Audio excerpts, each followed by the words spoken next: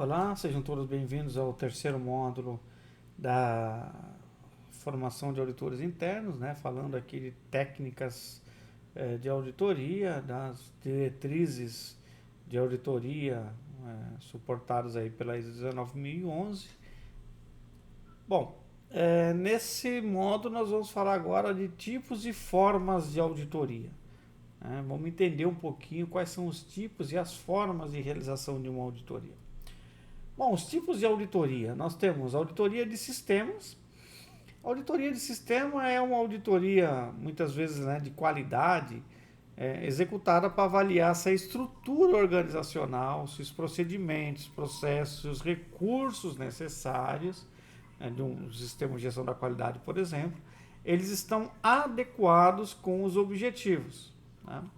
Então, a auditoria de sistema é aquela auditoria que a gente faz ela por completo. Eu verifico desde o manual, os procedimentos, os recursos, todos os requisitos de uma norma, né? De uma ISO 9001, por exemplo, né? De uma ISO 14001, de uma RDC 665, de uma ISO 13485, de uma ISO 37001. Tá? Eu estou auditando o sistema como um todo. Tá? Isso é um tipo específico de auditoria. Existem auditorias de produto ou auditoria de serviço.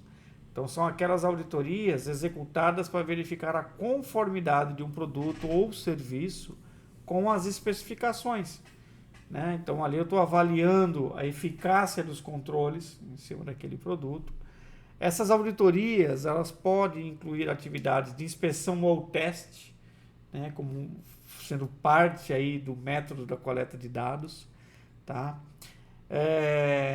O auditor nunca deve tomar decisões de aceitar ou rejeitar um produto, né, ou um serviço. Né? Por quê? Porque a premissa fundamental desse tipo de auditoria é que sempre é feito em produtos e serviços já aprovados.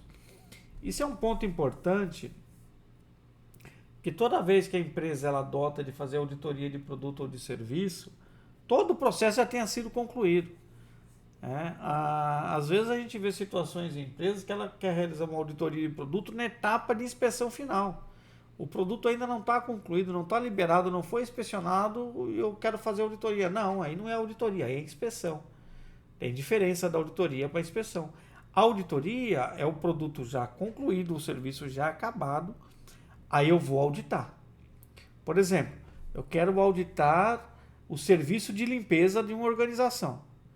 Então eu vou lá, após concluir a atividade de limpeza, e vou verificar, buscar evidências de que a limpeza foi realizada de acordo com o que é planejado. Se tiver que preencher o registro de limpeza, se ele está preenchido corretamente, se os produtos utilizados foram utilizados corretamente, se o local ou ambiente está limpo, realmente foi realizada a limpeza, então é após a conclusão. Então a auditoria, pessoal, é diferente de inspeção. Inspeção eu estou lá para liberar um produto, né? Auditoria eu estou lá para avaliar a conformidade, buscar evidência de que está de acordo com o que se espera. Tá?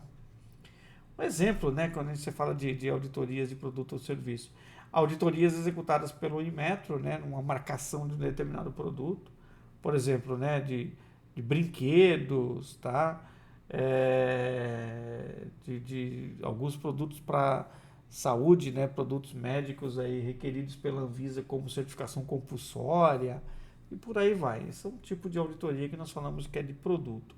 E a auditoria de serviço, por exemplo, né, um hospital, um hotel, né, você liberar uma determinada área, né, um apartamento, enfim. Bom, e temos aí a auditoria de processo, né? A auditoria de processo é aquela onde eu executo a auditoria dentro de padrões definidos, dentro de um processo definido. Lembrando do primeiro módulo que nós falamos de escopo, né? Meu escopo é limitado, é definido. Vou auditar no processo de compras, vou auditar no processo de produção, vou auditar no processo de vendas, né? Então eu estou auditando um determinado processo. A auditoria de processo ela é muito útil, né, para as organizações aí desenvolverem projetos de melhoria, né? É comum quando você fala auditoria de processo para você identificar índices de produtividade, né, para você ter a certeza ou buscar condições de diminuir um determinado tempo, né, de um serviço, de execução de uma atividade, né, tá? Bom, é uma coisa que a gente também percebe que, infelizmente, né, poucas organizações realizam auditorias de processos sistematicamente, tá? É muito comum você ter auditorias, né, que a gente chama lá do requisito mínimo. Qual que é o mínimo necessário? Tem que fazer uma auditoria de sistema, faz uma vez ao ano, de um dia, e alguém vai lá e avalia, né? Você faz auditoria, né? O auditor até se esforça para fazer a auditoria bem feita, mas o valor agregado dela, de repente, pode não ser tão alto quanto quando você fazer auditorias de processo.